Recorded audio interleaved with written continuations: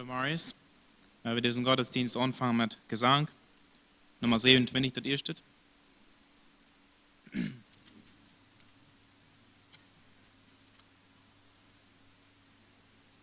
Großer Gott, wir loben dich, Herr, wir preisen deine Stärke, vor dir neigt die Erde sich und bewundert deine Werke, wie du warst vor aller Zeit, so bleibst du in Ewigkeit. Alles, was dich preisen kann, Cherubin und Seraphinen, strömen dir ein Loblied an. Alle Engel, die dir dienen, rufen dir stets ohne Ruhe, heilig, heilig, heilig zu. Heilig, Herr Gott Zebaoth, heilig, Herr der Himmelsherren, starker Herr, verhält der Not. Himmel, Erde, Luft und Meere sind erfüllt von deinem Ruhm. Alles ist dein Eigentum.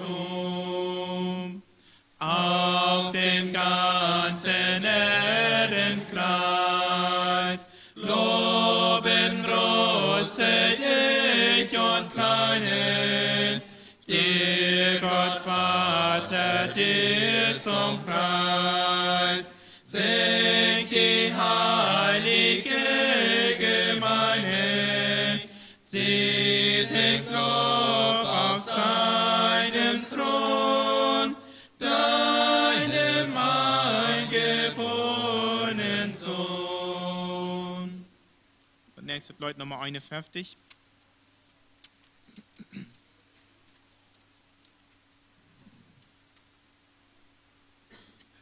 Sage Gewissheit, Jesus ist mein, nun kann es richtig des Lebens mich freuen. Erbe des Himmels, ewig beglückt, wie schon der Vorschmack, wann ich entzückt. Dies ist mein ewiger Jubelgesang, Jesu mich preist mit freudigem Drang. Dies ist mein ewiger Jubelgesang, Jesu mich preist mit freudigem Drang. Süße Ergebung,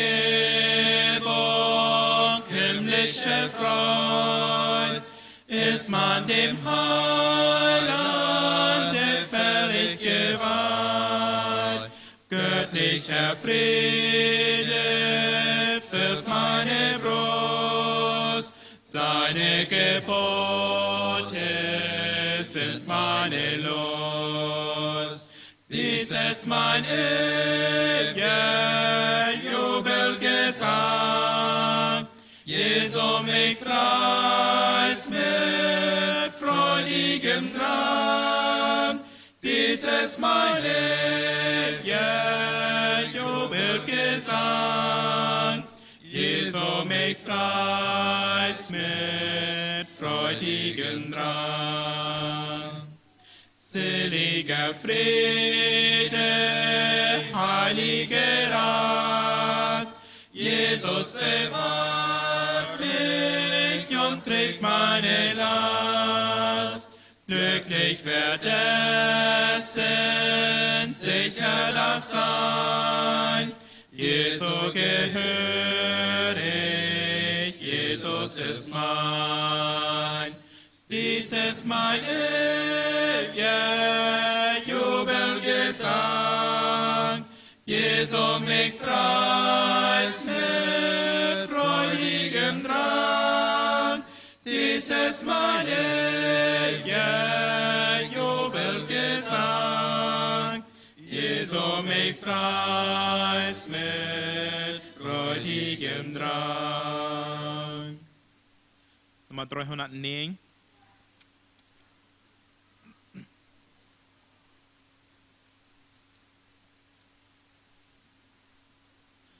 O wie ist nicht Jesu Name, o wie hat allen Schmerz, und wie bringt Fried und Freude jedem kindlich gläubigen Herz. O wie süß es erklingt, wenn ein Herz von Jesus singt.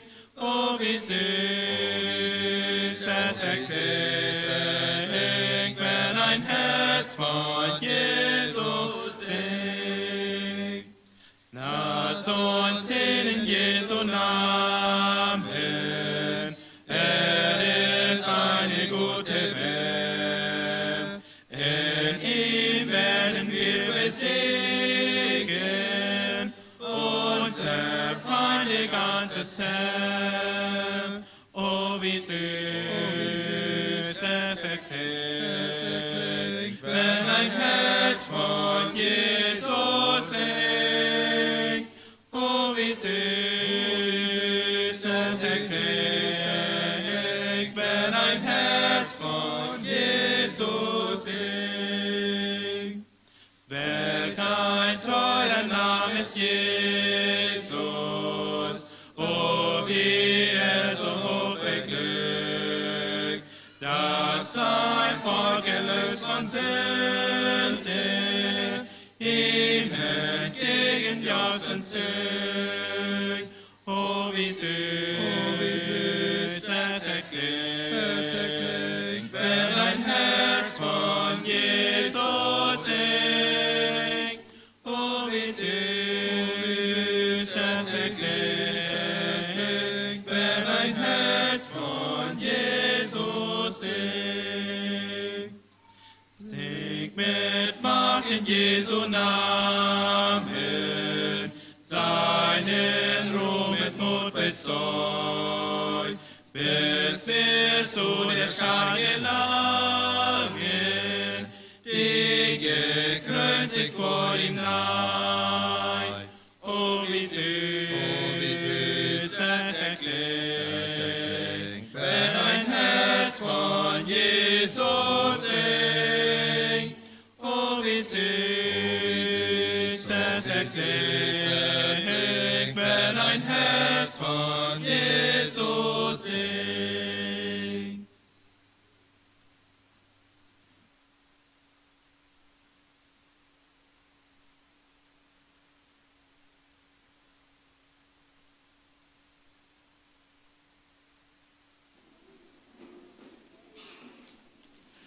Guten Morgen, alla. Ich wünsche allen willkommen zu dieser Morgenstunde, wo wir von der wollen, wie Gottes Wort war, betrachten und was lernen sollen, was Gott uns sein wird. Zuerst will ich ein Vers lesen, was hier im Bulletin steht. Das ist ein feiner Vers. An Philippa vorher, Vers 6. Sorgt euch um nichts, sondern in allem lasst durch Gebet und Flehen mit Danksagung eure Anliegen vor Gott kund werden. Und dann werden wir noch eben zu der Bekundmerkung. Von der zu der Einleitung steht mein ungefähr in der Predigt erst Samuel Giesbrecht. Von der ist auf der zweiten steht die Predigt von Benny Rampel. Von der zu Glock 2 Nummer sind die Jugend in Jungscha eingelud. Und von der zu Uwes Glock 7 erst Uwendmul. Montag zu Glock 6 zu Uwes erst Deuner Meeting, dort wird im Glock 6 sein, nicht Glock 7, das ist gewöhnlich. Und dann erst Donnerstag zu Uwens Glock 7 Bibel in Gebetsstund. In Freitag Glock 7 erst Jugendstund. In Sonntag traf die Predigt an Cerro Grande, da ist mein ungefähr. Und für die 10 Stunde ist noch ein bekannt gegeben, von der wird der 8. Kloß nicht 10 Stunden sein. Der Kloß wird der Buben erst, der werden von der bis hier bleiben blieben. Fällt noch wird bekannt gegeben.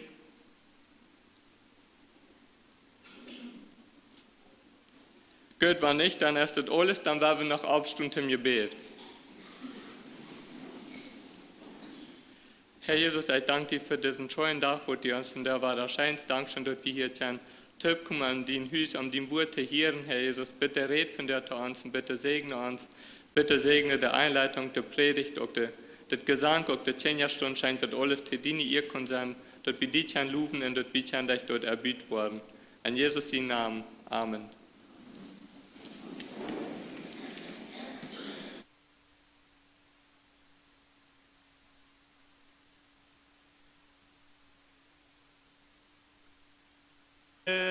Durchs Land, doch strahlet und glänze wie feurige Glut. Ein Wasser fließt frei und mächtiglich, o glaubst, es fließet für dich.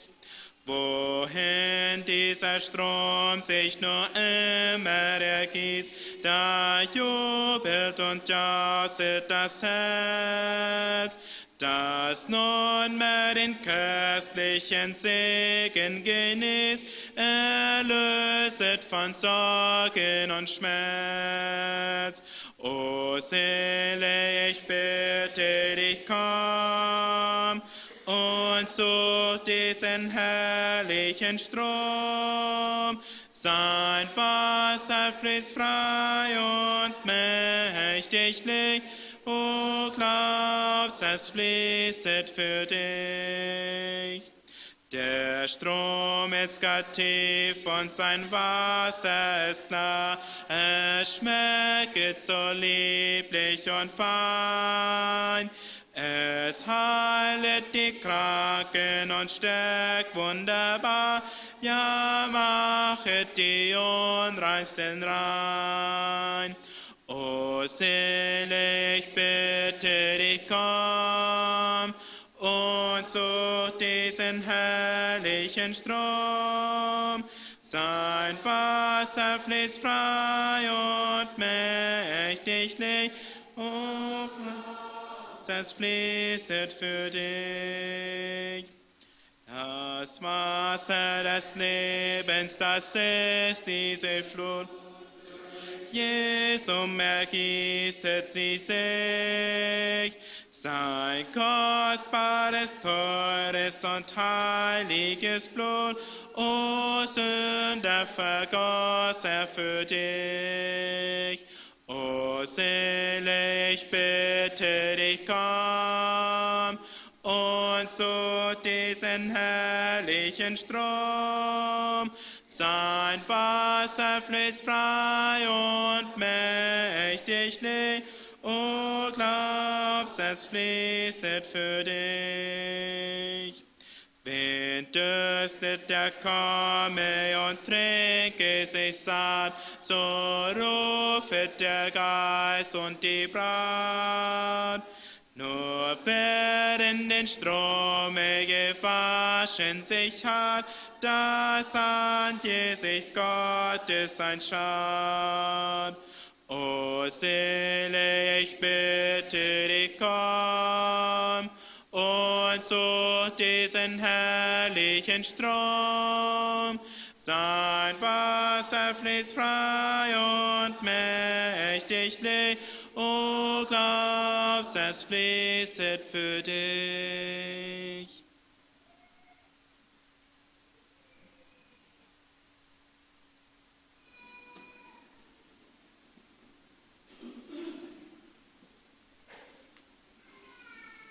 Ja, zu der Einleitung hat mir ein Text gewählt, Johannes, Evangelium Johannes, Kapitel 10. Evangelium Johannes, Kapitel 10, da redet von den guten Hort. Da redet über Jesus, dass Jesus uns Hort ist. Jesus selbst sagte, sie wird. Und Jesus sagte, sie wird das Volk Israel zu jener Zeit. Da wären Menschen töb, da wären auch Pharisäer mank, auch andere Menschen, wo da Typ wären. Johannes Kapitel 9 redet von, da ist die Begebenheit, wo Jesus dort einen blinden Mann heulen, und merkt am Sohn, in der Blinde, da läuft an Jesus. Und du weißt, wenn der blinde Mann an Jesus gelaufen geht, wenn heute dort unerkannt wird, dass Jesus der Retter ist, der Messias ist, denn der Pharisäer des blinden Mann aus der Synagoge aussteuern, so jeden am und Ausschluss, wenn das Mann an Jesus läuft. Das Mann ist zuerst ganz traurig, heute wollte nicht wieder, nu ist er rutsäunt geworden, in keinen Tempel, dann nu wird am Fuß ausgeschluten, wenn heute an Jesus läuft. Der Pharisäer schluten am Üt, der Pharisäer die ja nicht soll dachen, soll laufen dort, dort soll der Hort werden von das Volk, soll leden das Volk und soll deuten das Beste für das Volk. Soll laufen der Pharisäer die ja nicht. Und nun sagt Jesus, diese wird die Ernte, besonders ohne Pharisäer gedacht, aber auch ohne andere Menschen, sagt Jesus es dort. In Johannes Kapitel 10, ich wollte die erste Vers lesen. Wahrlich, wahrlich, ich sage euch, wer nicht zur Tür hineingeht in den Schafstall, sondern steigt anderswo hinein, der ist ein Dieb und ein Räuber. Der aber zur Tür hineingeht, der ist der Hirte der Schafe. Dem macht der Türhüter auf, und die Schafe hören seine Stimme, und er ruft seine Schafe mit Namen und führt sie hinaus. Und wenn er alle seine Schafe hinausgelassen hat, geht er vor ihnen her, und die Schafe folgen ihm nach, denn sie kennen seine Stimme. Einem Fremden aber folgen sie nicht nach, sondern fliehen vor ihm, denn sie kennen die Stimme der Fremden nicht. Dies Gleichnis sagte Jesus zu ihnen, sie verstanden aber nicht, was er ihnen damit sagte. Da sprach Jesus wieder, wahrlich, wahrlich, ich sage euch, ich bin die Tür zu den Schafen. Alle, die vor mir gekommen sind, die sind Diebe und Räuber, aber die Schafe haben ihnen nicht gehorcht. Ich bin die Tür, wenn jemand durch mich hineingeht, wird er selig werden und wird ein- und ausgehen und Weide finden. Ein Dieb kommt nur, um zu stehlen, zu schlachten und umzubringen. Ich bin gekommen, damit sie das Leben und volle Genüge haben sollen. Ich bin der gute Hirte lässt sein Leben für die Schafe. Hier redet Jesus und weichte der Pharisäer, und er denkt, die Pharisäer wollen dort auch Gott verstanden haben. Jesus sagt, da wer nicht der reingekommen ist an den Schubstuhl, da wird wo untergekommen ist, dort sind Teufel und sind Räuber, dort sind nicht wirklich die Horts.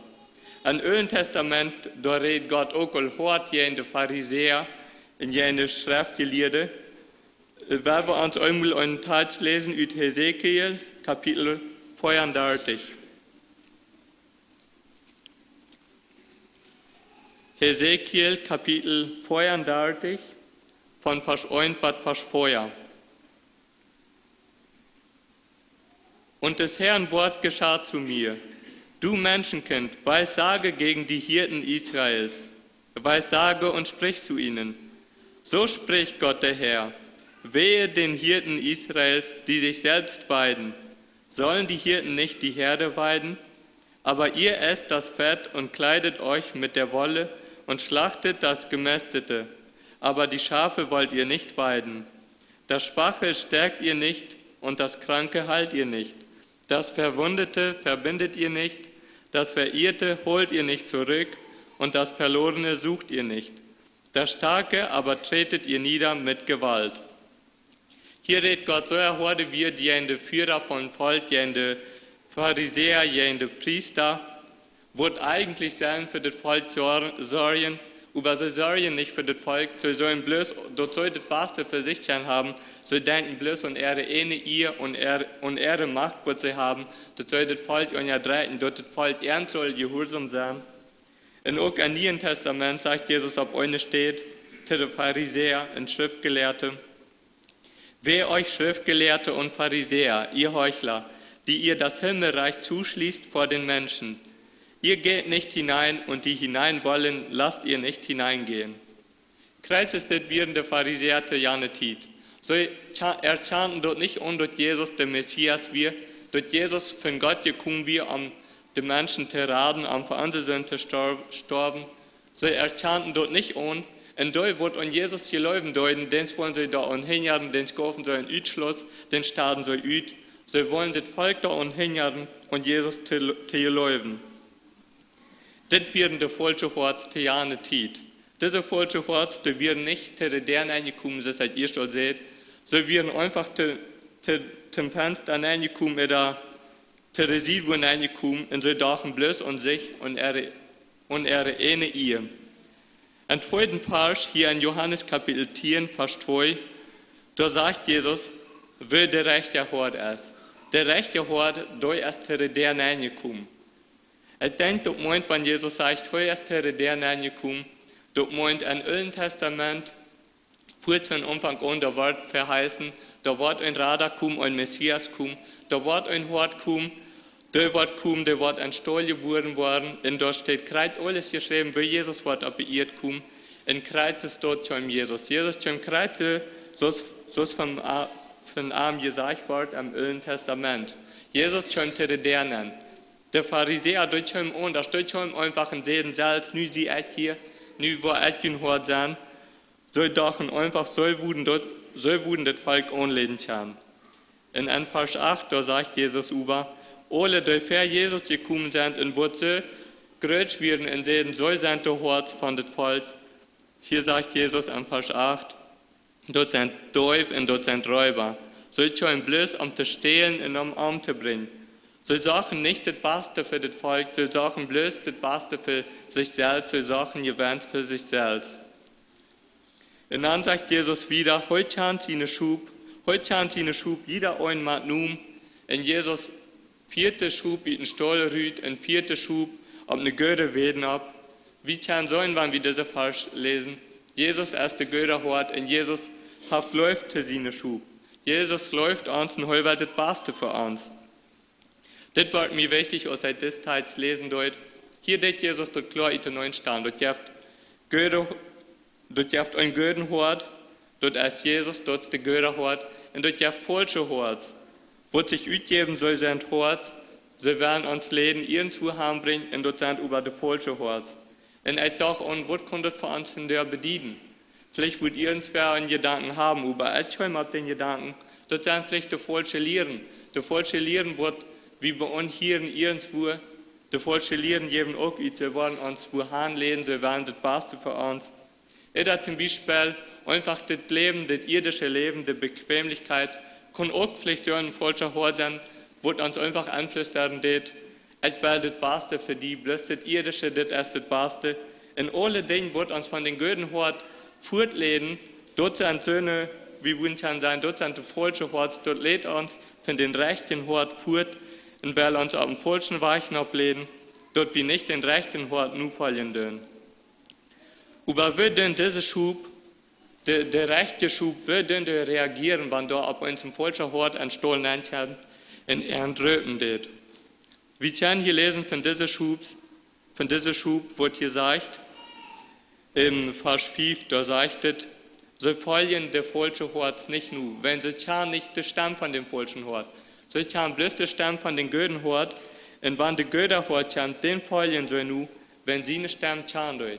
Der Stamm von der falschen Hort, von der falschen Lehren, von der falschen Sachen wird uns ankommen, der Stamm kann sie nicht, dort folgen sie nicht nur.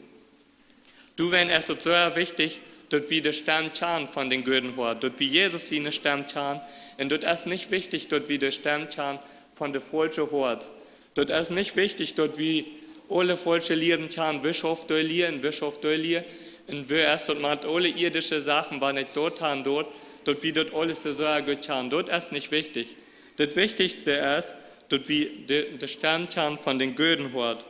Wenn wir Jesus gut kann, dann wollen wir Jesus nur folgen, wenn Jesus uns röpen wird.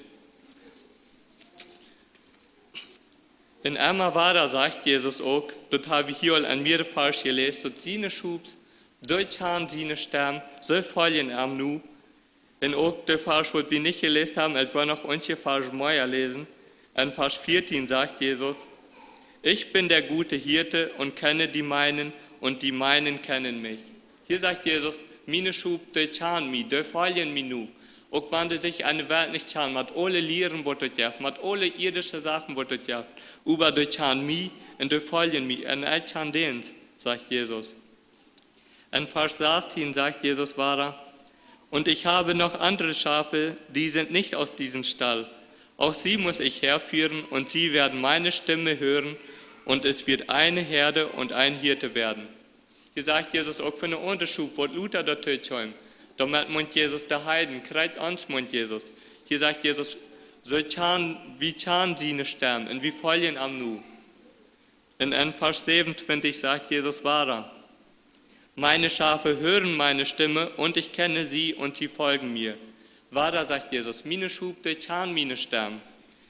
Das ist mein Wunsch für mich selbst und ich will uns allen diese vorstellen. Chan wie Jesus seine sterben, wenn Jesus zu uns reden geht, durch sein Wort oder durch sein Geist, wenn wir Jesus sein Leben studieren, durch die Bibel, wie hat Jesus hier bei ihr gewandelt, chan wie Jesus seine sterben, dort wie am nu fallen, oder so wie bloß trag, wie wenn alle unterstimmen, chan lehren, dort wie uns worden, fein ü chan, wenn die falsche Hort sind. Dort ist nicht so wichtig, sondern was wichtig ist, dort wie Jesus seine sterben, chan, dort wie dort chan, was Jesus von uns haben will, in Jesus wird uns dann von all dort bewahren, wird uns von Jesus fortleben wird. Das wird mir wichtig und ich wünsche das mehr zu tun und dort wieder zu horten nehmen. Amen.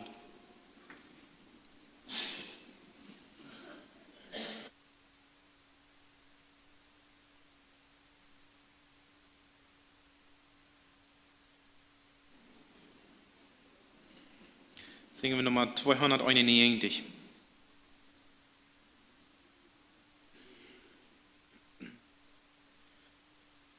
Mein Jesus lebt und seine Kraft mich hebt, muss Furcht und Sorge von mir fliehen, mein Herz in Lieb erglühen. Er ist ein guter Hirt, der treu sein Schäflein führt. Er weidet mich auf grüner Aue, trinkt mich mit Himmelstaum.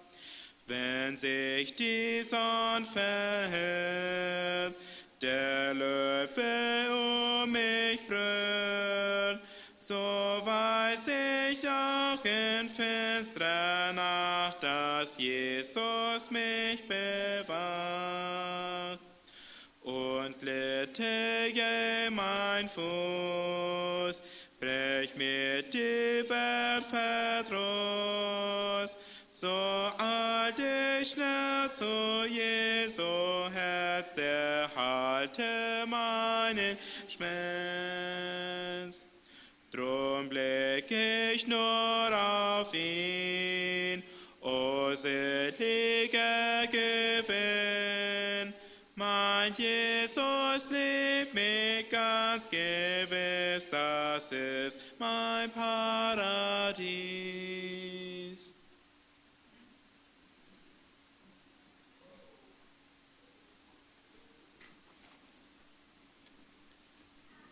Ja, ich wünsche Ihnen auch allen gehört zum Mars von mir Sidit.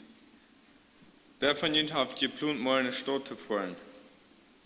Ich will auch nicht antworten. Das ist früher Zeit, wenn Jan falsch wird, mir mit YouTube zu lesen, in Jakobusbrief. In Jakobusbrief, da sind verschiedene Warnungen, der Schrift geschrieben, verschiedene Sachen, wo die verwollen, und für falsche Liebe, für Missbrauch von der Zunge und Freundschaft mit der Welt und so weiter. Das sind verschiedene Warnungen, wo hier abnahmen. Mir hat den Kapitel 4 von 13 bis 17 zu lesen, wo das auch eine Warnung ist. Jakobus 4, 13 bis 17. Wohlan nun, die ihr sagt, heute oder morgen wollen wir in die und die Stadt reisen und dort ein Jahr zubringen, Handel treiben und Gewinn machen. Und doch wisst ihr nicht, was morgen sein wird, denn was ist euer Leben? Es ist doch nur ein Dunst, der eine kleine Zeit sichtbar ist, danach aber verschwindet er. Stattdessen solltet ihr sagen, wenn der Herr will und wir leben, wollen wir dies oder das tun. Jetzt aber rühmt ihr euch in euren Übermut. Jedes derartige Rühmen ist böse. Wenn er Gutes zu tun weiß und es nicht tut, für den ist es Sünde. Mir geht das Thema Sünden an, wird es uns leben. Wird es uns leben. Viele Menschen von uns, die meisten Menschen, oder eigentlich alle, haben verschiedene Plans. Wir haben verschiedene Plans, wie Plun, was wir morgen tun, was wir an den nächsten paar Wochen tun, was wir an unsere Zukunft, an das ewige ein von uns Leben tun. Und ich denke, wir sind auch von den Menschen, die das dort denken tun, die das dort planen tun. Und gerade diese Menschen, wenn hier geschrieben wird, auch da denken wir Menschen mit einer, die da planen tun. Und wir sollen an das Aufschnitt, dass Menschen mit einer wählen, die da handeln tun, wo da, man würde ja sagen, dass wir ein Negoziant ist, dass die Gewinnsmerken ihr Schacherien trieben. Und sie wissen gerade, was für eine lange Zeit sie brauchen, zum Handeln merken. Das redet von einem Jahr. Sie wissen gerade, wo sie dazu müssen hinfahren, an den Stadt an. Und da bleibt bloß noch zu entscheiden, von der oder morgen, wann wollen wir losfahren, wann soll es losgehen mit dort. Sie haben den Plan ganz fertig, was sie tun wollen, was sie wollen merken. Wenn wir täten an der Bibel, dann sollen wir dort, dass das nicht erreicht, was anzuplanen, dass das nicht erreicht, was zu organisieren, was zu planen. Wir sollen, dass Gott ist ein Gott der Ordnung, Gott der Gleichordnung, wenn dort ordentlich Sachen tun und eingeplant wurden. 1. Korinther 14,33 sagt, denn Gott ist nicht ein Gott der Unordnung, sondern des Friedens, wie in allen Gemeinden der Heiligen. Also Gott ist ein Gott der Ordnung. Gleichordnung, wenn da Sachen ordentlich tören tun. Dann sage ich dort hier an den 13. Vers, sage ich dort, von der oder morgen, wer wie an doi steht vorn. Ich denke, das ist der Post ans. Und wir reden von der Stadt vorn, wenn wir wohnen nicht an der Stadt, dann reden wir davon, wir wollen eine Stadt vorn. Ich denke, der Post ans. Und wir planen Sachen, wir planen geschafft zu tun, wir planen verschiedene zu tun. Und dort ist auch, was lernen von diesen Menschen. Wird redet Jakobus hier zu diesen Menschen, wo da einen Entschluss geführt haben, wo da ganz klar haben, sie haben sich auch ganz verpflichtet, eine Sache zu tun. Und von dort würde er keiner mehr abholen. Er würde keiner mehr dort aufreden können. Diese Menschen, sie können sich auch nicht wirklich Zeit für Gott in Reden nehmen. Sie können sich nicht Zeit nehmen für die Witwen und Waisen, was wir in Kapitel 1, Vers 27 lesen.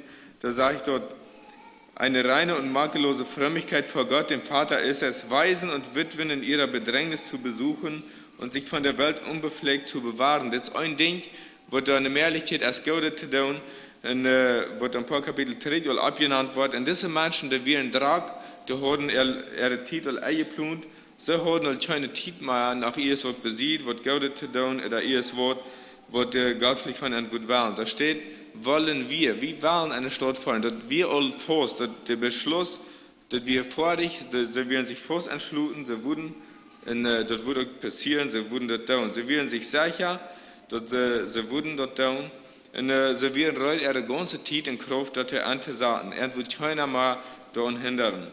Was ja wir hier sollen, wo wollen wir haben? Das sollen wir, das sage ich da, in die und die Stadt reisen, also das Ziel, das wird klar, da wird keine Ungewissheit mehr. Sie müssen bloß noch sein, von der oder morgen soll es losgehen. Und wie lange wollen die da sein? Das sage ich da, ein Jahr zubringen. Die Zeit von dieser Reise, was sie geplant haben, da wird auch bestimmt. Die Zeit, wie ganz eingeplant, dass sie ihr Ziel erreichen können, was sie da haben. Und vielleicht würden sie nur dort ein Jahr, würden sie vielleicht Zeit haben für Gott. Dann sage ich dort, was wollen sie da tun? Handel treiben. Sie wollen handeln, Geld verdienen. Sie wollen handeln, das Ziel wir ganz verplante Prioritäten werden gesagt. Das Wichtigste wird das, Handel zu treiben. Und sie würden nicht viel sein, sie würden sich nicht bloß vor Raum sagen, sondern sie würden was tun, sie würden fließig bei der Sache sein. Und was wird bei das Ganze dann rückkommen, sagt der 13. Vers ein Gewinn machen. Dort ist das Resultat, was sie sich vorgenommen haben, für was sie ihre Zeit und ihre Kraft ansagen dürfen. Also das wird klar. Das wird das Ziel wir werden merken. Und menschliche Säulen können wir sein, das ist gut, das ist menschlich gedacht, also richtig, dass sie sich dort überlegt haben, dass sie geplant haben. Und er würde nicht mal davon abhören, das heißt, sie werden sich fast entschluten. Und ich denke, wir sind fertig, eine Lehre von diesen Menschen. Und wie vorste Pluns haben, gerade diese Menschen. Und dann sagt Jakobus, ob uns diese Warnung und warnt das zu tun. Weil das sollte sein, ganze Pluns und Streik über merken sein, wacht man bet. Wacht man bet. Was sei ihr also sicher? Weil sagt ihr in der 14. Vers, und doch wisst ihr nicht, was morgen sein wird. Die wollten nicht, was morgen wird sein. Wir wollten das wirklich nicht. Kein Mensch kann das wollten, was wird morgen sein, wo wird übermorgen sein, wo wird morgen sein, wo wird alles passieren. Da wurden einmal Pronostikos gesagt, von das war da ganz besonders, da wie alle bekannt hat, da wird verrückt gesagt, was wird morgen sein, wo wird übermorgen sein. Und das ist einmal ab Erfahrungen und ab Sachen, wo man so in det, ob dort erst das basiert, also das ist Völken zuverlässig, dort kann Völken stemmen, wenn dort die haben Erfahrungen an Sachen begegnen sollen, was kann da passieren. Und darüber einmal war da sieht man, da kommen Sachen, da passieren Sachen, wo da nicht geplant sind. Dort haben doch anders, als wird der Pronostikos, über das war da gesagt haben, oder über ein Erdbeben, oder über das was unter, das haben Völken, was man, und dann sind die Plans, ob uns ganz anders, da kommen Sachen, wo da die menschliche Plans nicht merken. Da wir einmal der Evangelist Moody, ich denke, was von ihm wird von dem bekannt sein, vielleicht mal, wo ihr lest von denen, da wir in Chicago, eine Stadt, und da Uvenscheiden aufhören.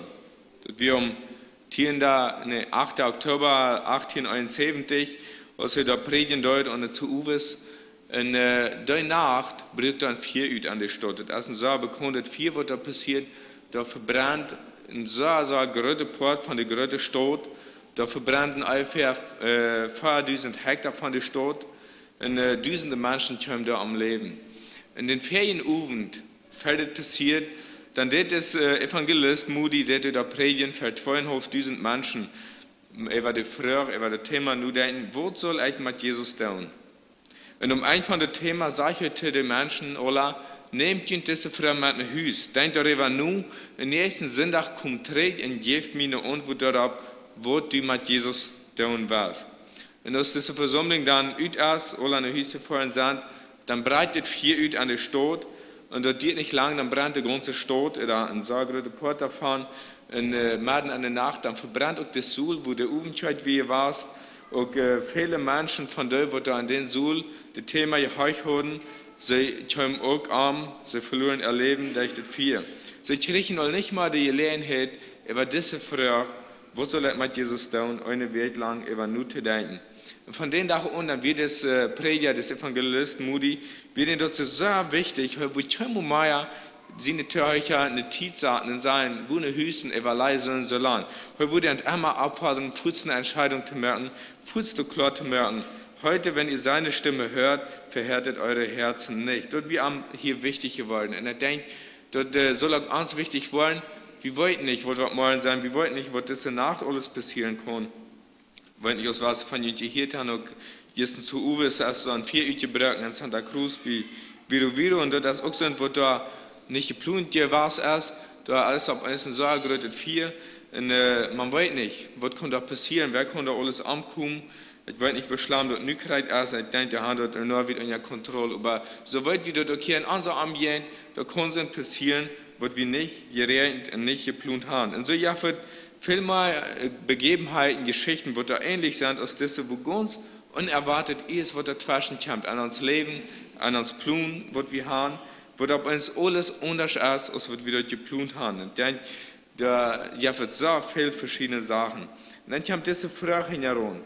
Ihr wisst nicht, was morgen sein wird. Und dann kommt die Frage, denn was ist euer Leben? Was ist euer Leben? Was ist das Leben überhaupt? Ich denke, das ist eine Frage, die uns soll deutlich gehen. Jakobus fordert ab, uns über uns ähnliches Leben Gedanken zu merken. In der Bibel darf so viel Antworten auf diese Frage. Und vorzu hinter diese Frage, da sagt dort, es ist doch nur ein Dunst, der eine kleine Zeit sichtbar ist, danach aber verschwindet er. Also, dort manche Fälle ans Leben erst vergänglich, ans Leben dort vergeht. Und dann, denke ich, wollt ihr, was das erst sind, wo man mich nicht zu sein kriegt, dort erst so kalte Zeit da, dann erst war da war ich. Wir wollten, wo ein Nebel erst da, ein Staud, da kommen ein paar Stunden sein, und dann erst war ich, dann erst verschwungen, nicht mal von zu sein. Und dann als noch viel busier war. Ich denke, das kann wie, wenn es kalt ist, büten, und wenn wir Rütjaschen down, dann danst dort einmal und dort erst beinahe ein Nü, als dort alle weich, weil wir das nächste Mal Rütjaschen, dann erst die Ferien danst all weich. Und so viel liegt da hier ans Leben ist so ein Dans, so kalt als dort Leben. Und die Bibel braucht das viel, um ans Leben einfach zu wiesen, wie lang das ist. Wie wenig dürr dort sind, was wir hier bei ihr haben. Und dort all diese Sachen, was wir hier auf diese ihr tun, das Handel an das Volk von diesen Menschen, was sie treiben, dann dort eigentlich nicht viel sinnhaft, wenn das Leben so kalt ist. Die Bibel hat noch so viel mehr Vergleiche zu uns Leben. Ich würde abnahmen, nicht abschlugen. 1. Chronik 29, 15 sagt dort, denn wir sind Fremdlinge und Gäste vor dir, wie alle unsere Väter. Unser Leben auf Erden ist wie ein Schatten und bleibt nicht bestehen. Hier wird uns Leben mit einem Schoten verlegt und dort nicht bestungen bleibt. Ich glaube, wir kann dort, wenn wir büten sein, der Sonne scheint, dann sollen wir an Schoten, dort ist so ganz klar zu sein.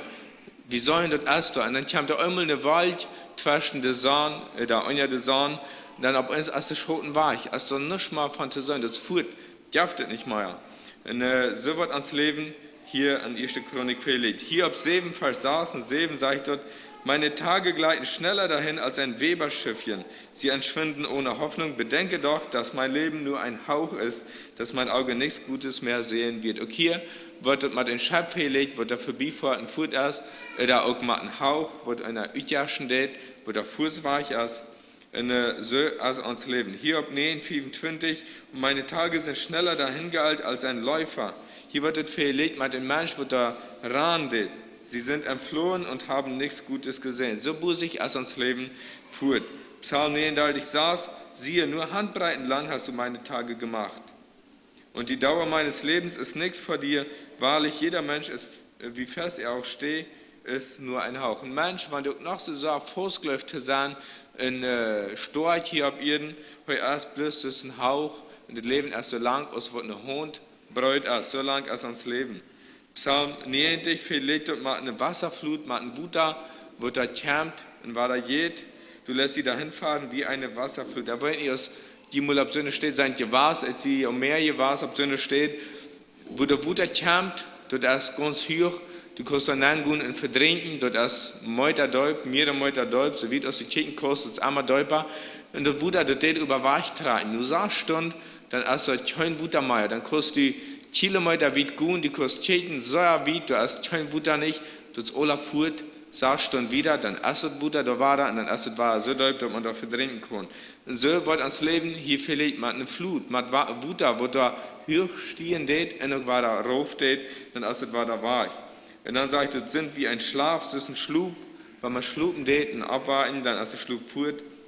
Oder das ist groß, wo der zumal ist, ganz jalster ist, ob die Nuven ganz wald ist, oder man eine Blume, an 1. Petrus 1, wo man eine Blume verlegt, denn das Leben ist eine Blume ist, wo da auch verdorren geht und aufholen geht, das sage ich über Gott, sein Wort bleibt in Ewigkeit. Also, und all diese Beispiele sagen wie kalt ans Leben, als was die Bibel dort sagt. Und interessant ist, dass viele Menschen, die wollen das nicht wahrnehmen, die wollen das nicht glauben, dass ans Leben so kalt ist und so wenig nur ist.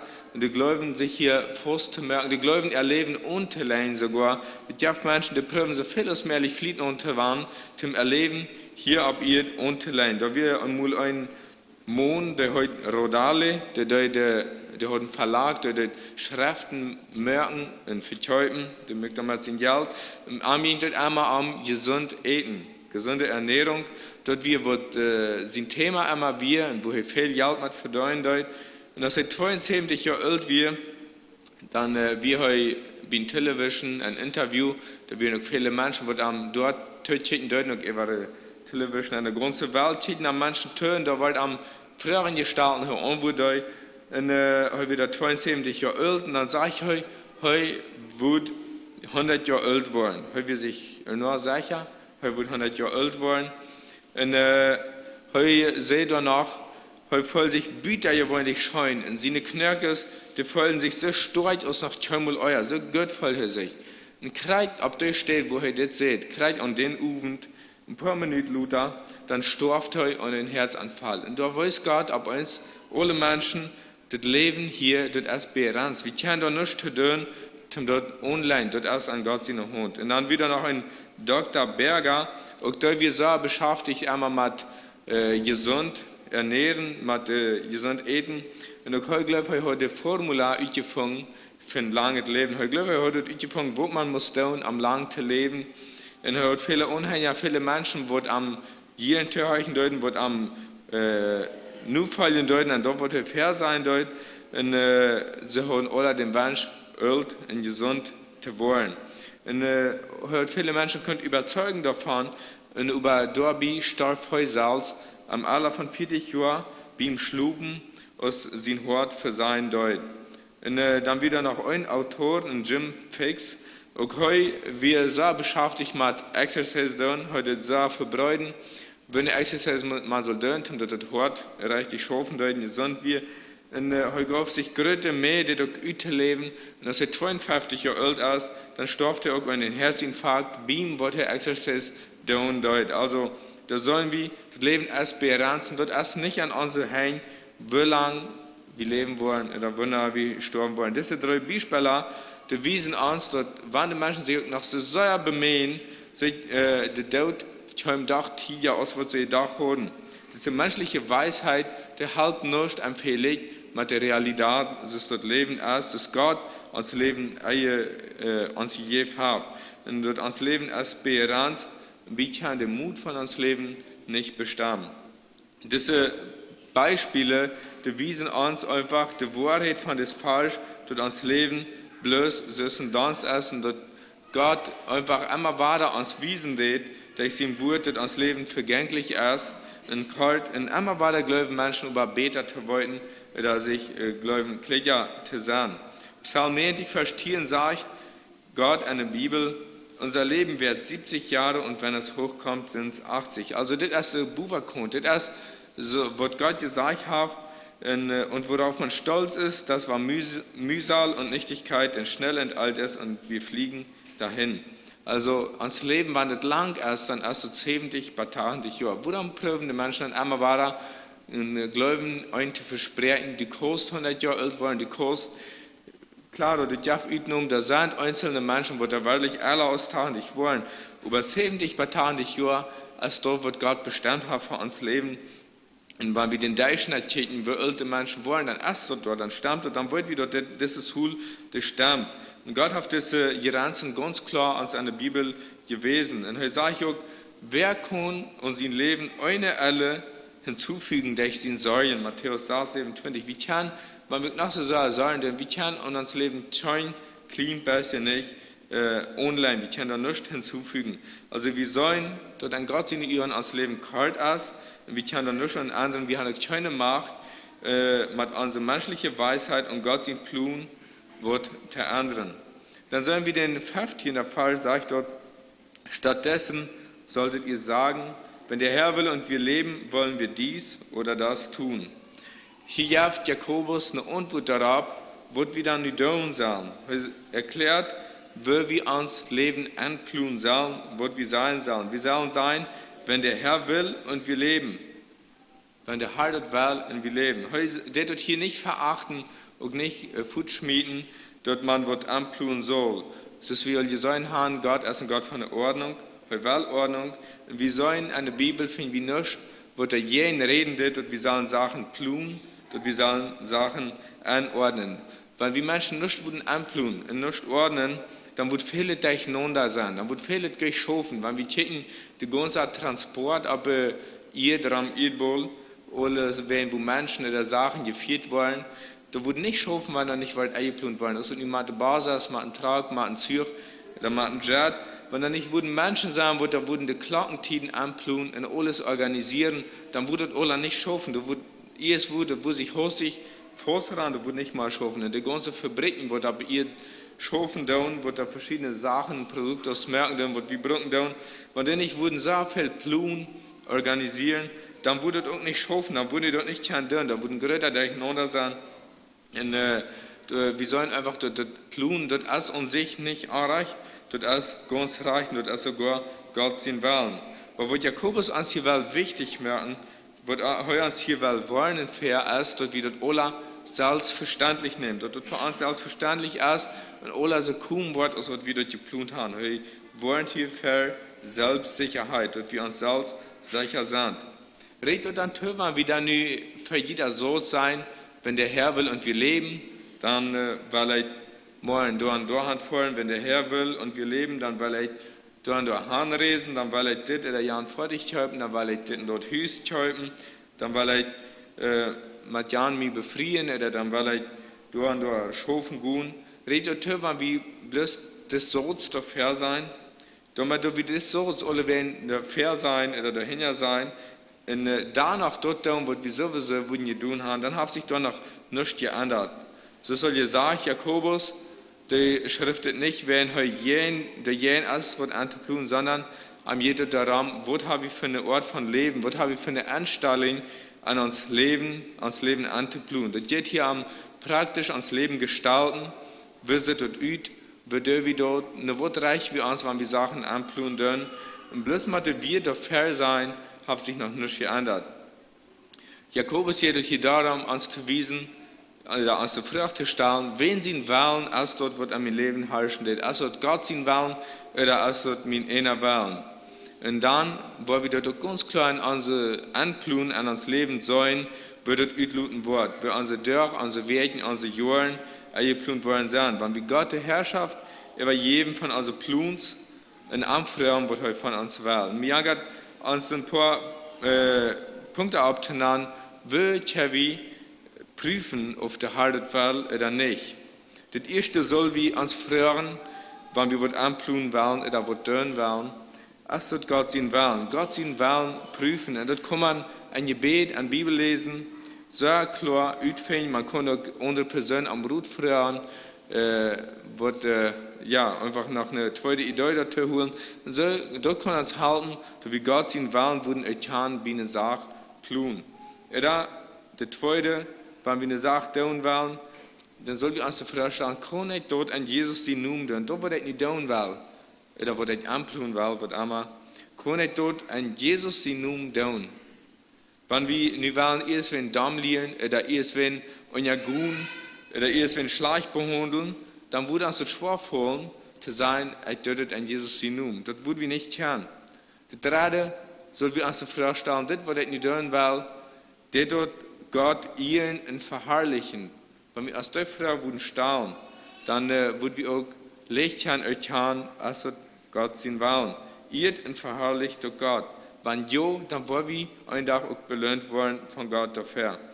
Das vierte, ich wir uns fragen, das ist eine Sache, wo der tun will. Kann ich irgendwo ein Vorbild finden, oder Menschen, oder vielleicht auch in der Bibel Vorbilder, wo gerade in dieser Situation sind, wo ich für diese Frage stehe, und wo haben die sich verhüllen, was haben die getan? So ich habe auch gleich erkannt, was ist das Reiche zu tun. Und das fünfte soll wir am Weisheit fragen. Wir sollen Gott am Weisheit fragen. Jakobus 1, Vers 5, Vers 7, da sagt dort, wenn es aber jemand unter euch an Weisheit mangelt, so erbitte er sie von Gott, der allen gern und ohne Vorwurf gibt, so wird sie ihm gegeben werden. Also hier wird uns die Mütter sprechen, wenn es um Weisheit fehlen wird, dann soll wie Gott darum werden. Wenn wir den Vater unser beten, da sollen wir in Matthäus 10,11, da sagt er, dein Wille geschehe, wie im Himmel, so auch auf Erden. Gib uns heute unser tägliches Brot. Hier wird am das tägliche Brotgebet, am das Eten, dort wird wir auch jeder Tag zu tun haben. Wenn Fall hier über die Bitte ist, gib uns das tägliche Brot, dann wird es erstmal klar gestellt, um wen sie wollen, geht dort hier. Das geht um den Willen von den himmlischen Vater, das soll sein Willen entsprechen. Der sagt, dein Wille geschehe. Das erste sagt er, dein Wille geschehe. Für Gott am Wort fragen, für wie Gott am Wort fragen, dann soll wie Gott erstmal sein, er will dort über ganz unter den Willen tun. Wenn er den Willen entspricht, dann will er dort auch. Und dann sollen wir in Matthäus 6,33, wir sollen das erste in Gott sein Recht trachten. Dort ist auch ein Ding, wo wir uns halten können, uns zu fragen, diese Sache, wo der tun oder tun will, als ein trachtende Gott sein Recht. Wenn wir dort tun, das erste in sein Recht trachten, dann wird uns all das andere hinzugefügt werden, sagt er dort. Also wir sollen das als eine vielversprechende Verheißung, wird Gott uns geben, und dort haben wir uns auch verloren. Das wenn wir eine Sinn wollen, eine Sinnrecht trachten wollen, dann wird er uns das übergeben. Und dann der nächste Vers, der 16. Vers, sagt dort, jetzt aber rühmt ihr euch in eurem Übermut, jedes derartige Rühmen ist böse. Diese Menschen, wenn Jakobus geschrieben hat, sie deuten sich wahrscheinlich rühmen oder überheben. Übermut oder Überheblichkeit von unseren Übersaten gesagt. Wahrscheinlich haben sie sich mal dort gepucht, was sie erregen wollen, was sie geplant haben. Sie deuten sich damit rühmen. Und Jakobus nannte Binum und sagt, sind Rühmen als böse. Oder nichtig kann man sagen. Er nannte Binum, er sagt ganz triest, das wird erst, wenn ihr mit jün menschliche Denken, mit jün puchen dürfen, dann dort es böse, sagt er. Ich weiß nicht, wer von Ihnen die Begebenheit kam von der Titanic, Schab wird da ungegangen ist, und so haben das sehr klar, das Schab, das fährt ohne Gott, das wir menschliche Weisheit, sie haben das gebüht, und das wir, nur er meine nur 100% sicher, und sie haben da neu geschrieben, sie fuhren ohne Gott, sie brauchen nicht Gott, sie wurden Salz. Und da weiß Gott dort ganz klar, dass die menschliche Weisheit, die halb nicht. Wenn Gott will, dann wird das Schab unjagun, dann können sie da reinreich nicht zu tun. Sie dürfen sich damit rühmen, sie dürfen sich damit überheben. Ein Mensch, der seine Plun selbst merkt und selbst entscheidet, was er tun will, der ist dann so leicht stolz. Wenn er dann gelingen hat, dann ist er stolz darauf und der sich damit rühmen. Und dafür der Jakobus hier wollen. Er sagt, sie sind dann eine Vorsicht überheben, über Gott und über Gott sein Willen. Da soll ich wie viel abposten, dass wir uns nicht rühmen deuten, sondern dass wir, wenn Gott uns jent in Gelingen schenkt an unsere Pluns, dann soll wir Arme die dafür geben. Vers 17 sagt dort, dann, wo soll wir dann eine steht dort tun? Eine steht uns rühmen, wo soll wir dann tun? Eine steht dort. Das sagt, wer nun Gutes zu tun weiß und das nicht tut, für den ist das Sünde. Also, wir sollen Gaudet tun. Gaudet tun, als ein, was ihr schon abnahmt, in den ersten Kapitel Witwen und Waisen zu besuchen, das ja noch sehr viel. Aber wo kann es noch sein? Ich glaube, dass Gaudet tun, das ist nicht einmal gerade dort, wo wir glauben, wo der Gott ist, und nicht, wo wir für Gott holen, sondern dort, wo Gott will. Gott ihn wählen, dort ist Gott. Wo Gott will, dort ist Gott für uns Leben, dort ist Gott für unsere Mitmenschen und für unsere Gemeinde. Heute redet hiervon, Gott tun, ein Bereich von praktischen Dingen. Praktisch ist, was Gott tun, Gott Worten, Gott wiedergeben. Und wir machen nicht alle unbedingt Kreuz das selbe Gott tun, oder Kreuz über Reinfeld Gott tun, sondern er sagt hier, wer da weiß, Gutes zu tun, wer da wollt, Gutes zu tun. Also, er betont dort hier, dass das erst noch ein Wasser aufhängig von unseren Guven, von unseren Talenten, und uns Luten von Gott den Geist leiten. Römer 8, Vers 14, die durch den Geist Gottes geleitet werden. Der Geist Gottes wird uns leiten und der wird uns auf den Jahr abhanwiesen, was wir sollen tun, was wir nicht sollen tun. Dort wird dann eine Tat umgesetzt, eine Tut umgesetzt worden. Jakobus 1,22 sagt, wir sollen Täter des Wortes sein und nicht bloß Hörer allein. Also Jakobus gibt uns hier einen guten Rut, uns Rut hier die Gelegenheit zu nutzen, was Gott zu tun. Da kann eine Kleinigkeit sein, da kann sein, Mensch halten, was zu drehen, da kann sein, was abheben, was da verfolglich. Oder da kann viele andere Sachen sein, da können ganz kleine Sachen umfangen.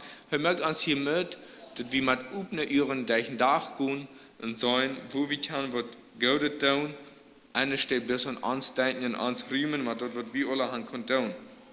Und Gott tun ist ganz klar Gott sein Willen. 1. Petrus 2,15 sagt, denn das ist der Wille Gottes, dass ihr durch Gutes tun die Unwissenheit der unverständigen Menschen zum Schweigen bringt. Also wir sollen durch Gott tun, soll wie die Weltmenschen zum Schweigen bringen. Wir sollen Gott tun und dort ist Gott sein Willen. Und zum Schluss sagt er hier, an den 17. Vers, wenn wir Gott tun wollten, wenn der Geist uns dort einjagt, wenn wir die Gute haben, wir tun das nicht, dann ist das für uns Sinn.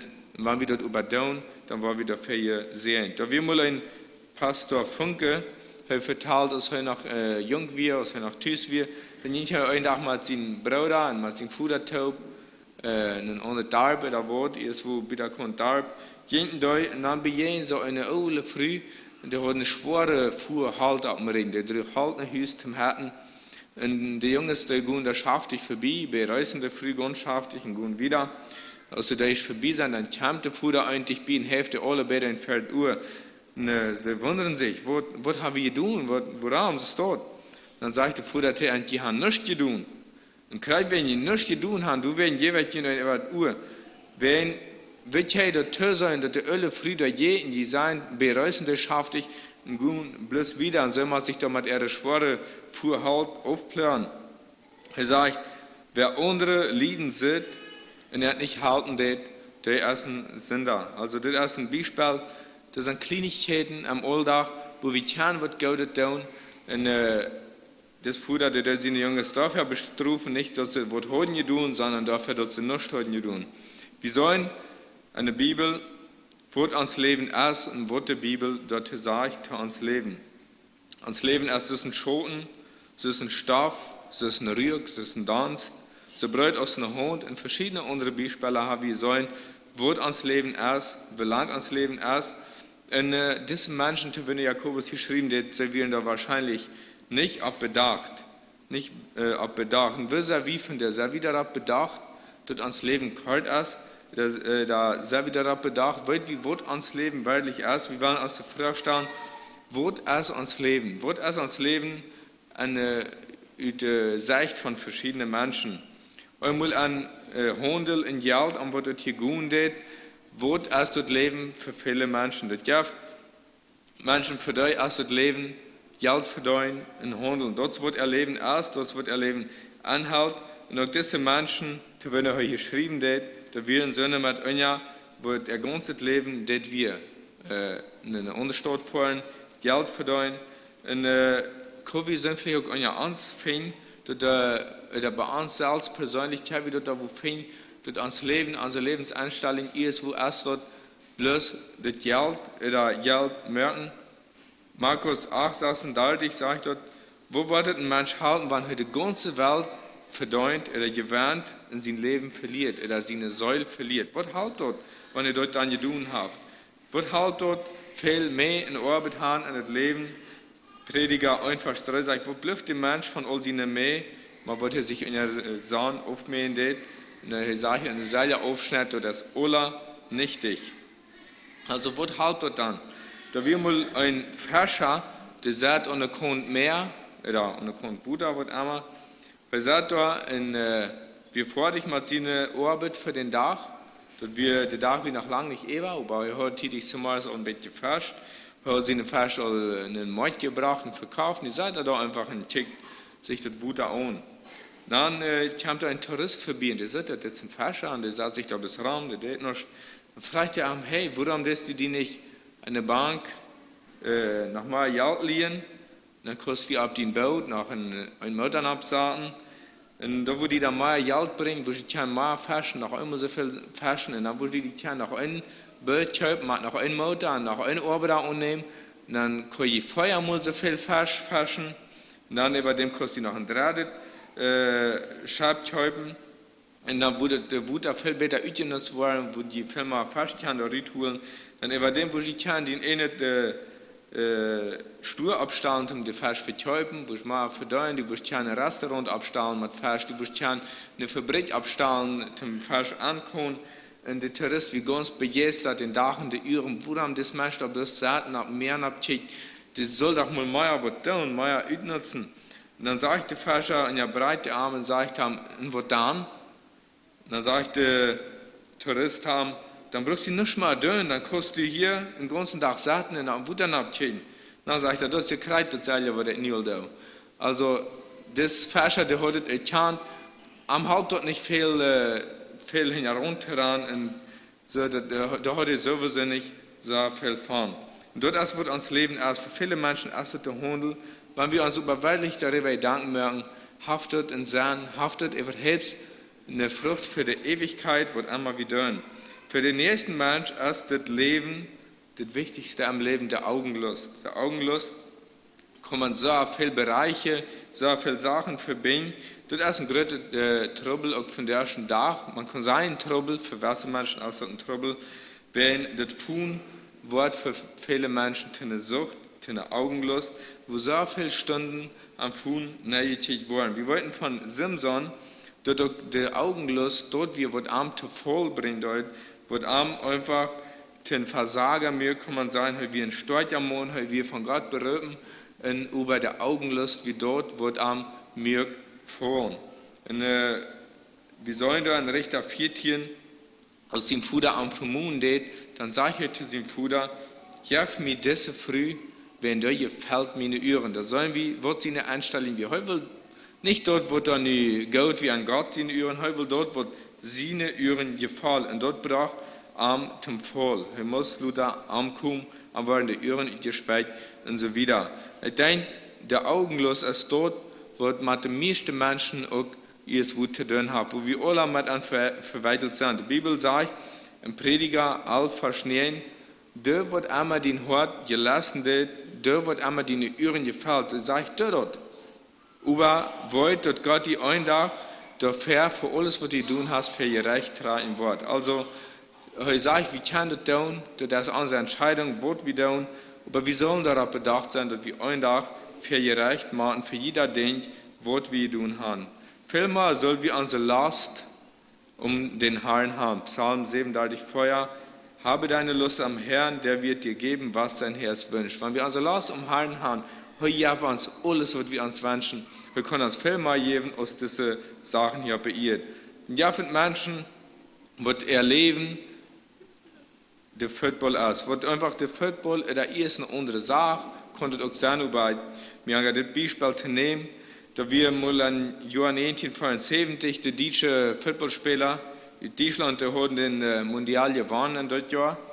Und dann sanken die Leute für alle Menschen, sie sanken die Leute, Fußball ist unser Leben, denn König Fußball regiert die Welt. Verehrt wir das Football erleben. Verehren wir das Football König, und der König regiert die Welt. Das wird so glauben deuten. Aber ich denke, auch diese Menschen haben dort erst, wo sie werden, sind dort erst, wo sie werden, dort der König ist nicht der Fußball, und dort noch mehr ist als das Football. Erleben wir das Football, und auch von der ersten Tag ist es für viele Menschen. Und so, ich habe hier 3 Bereiche abgenannt, 3 Sachen. Man kann so wieder merken, nach so, viel mehr Sachen abnehmen, wo kann für uns Menschen das Leben sein. Wo ist dort, wo uns Leben bestimmt wird, und wo das kann bestimmen.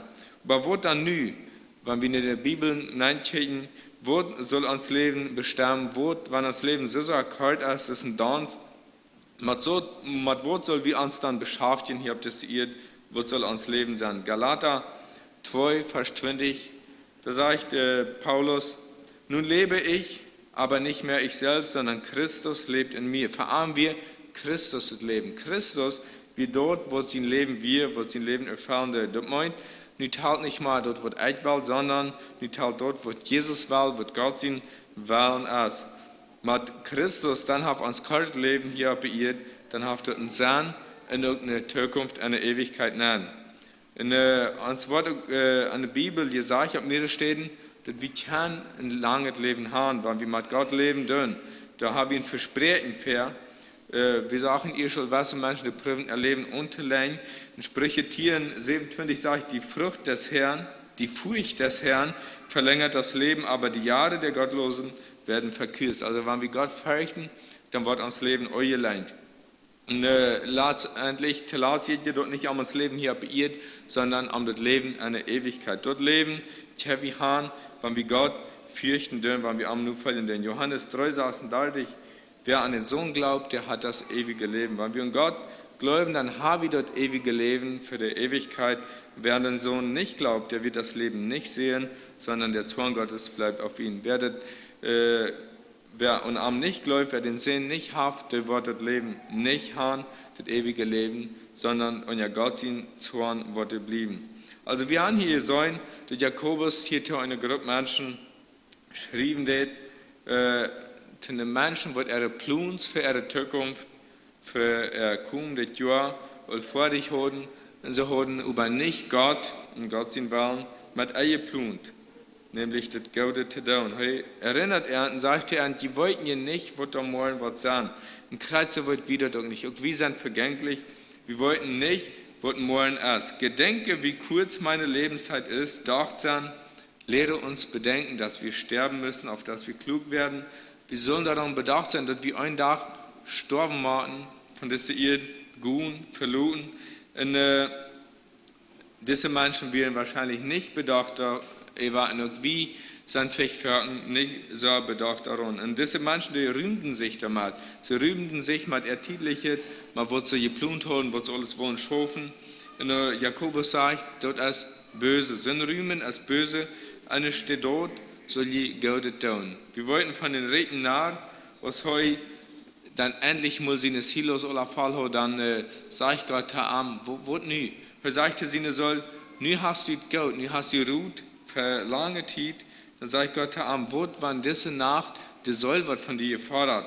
Dann wird da aus dem Nahr getätigt. Er wird aus nichtig getätigt.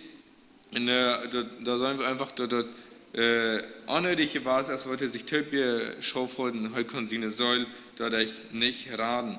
Du werden soll wie Gott an das Leben mit anplumpen. Wie alles, was wir tun, alles, was wir plumpen, da soll wie ab Gott seine Stimme horchen. Heute, wenn ihr seine Stimme höret, so verstockt eure Herzen nicht.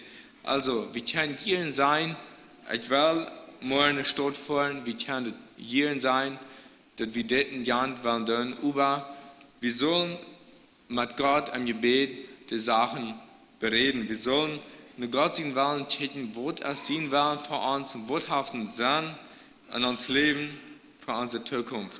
Und ich denke, das ist eine Stadt fahren, dort ist für uns nichts Schlimmes passiert.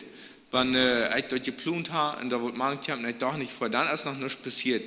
Aber was das schlimm ist, wenn unsere Säule nicht reut ist für die Ewigkeit, und da host ich, was manche haben, wir machen von dem Leben scheiden und wir sind nicht reut dafür. Dann ist es schlimm, wenn dann, wo wir fern gerecht kommen. Rühme dich nicht des morgigen Tages, denn du weißt nicht, was ein einziger Tag bringen kann. Und das falsch hat mir Mathe gegeben, wir würden bedenken, den morgigen Tag in der Zukunft, was werden wir dann tun, wo wird unsere Säule sein, wenn wir hostig von dieser Erde scheiden machen. Wenn wir noch abstunden zum Gebet, wo es posten ist. Lieber Jesus, ich ziehe dir von ganzem Herzen dankbar, dass du, was für uns um Krieg gestorben, du hast für uns die Erlösung hier heute gemerkt, dass wir können, war da im Frieden mit dir sein. Ich danke dir, dass du uns hast den Wort hinterlassen, wo du uns wiesen lässt, weil wir hier auf dieser Erde sein Leben wird, den Willen ist. Und ich bitte dir, dass du uns muss helfen, uns Leben so anzurechnen und so anzuplanen, dass du kannst dich verherrlicht wollen, dass du Frucht geben für die Ewigkeit, dass wir würden die Gewissheit haben, wann wir von der auf uns sollen eine Ewigkeit nicht gerübt wollen, dass wir würden reut sein, für die zu erscheinen und für die Rechenschaft aufzugeben, für dort, was wir hier auf Erden tun haben. Ich bitte dir, dass du musst uns wiedersehen und auch nur dein Evangelium wird. Amen.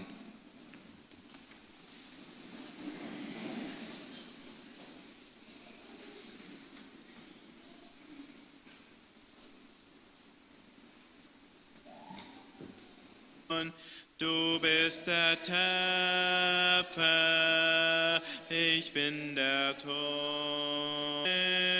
O Gottes Sohn, prüf ein, dass ich dein eigen ewig mag sein. Nimm du mich ganz hin, O Gottes Sohn, mit deinem Geiste jetzt in mir wohn, sei in dem Herzen. Mag je nog zien, mag je nog een metgeven, op nu te denken, op hans leven, Gott übergeben, einfach zu fragen, was wir tun wollen sollen. Nicht bloß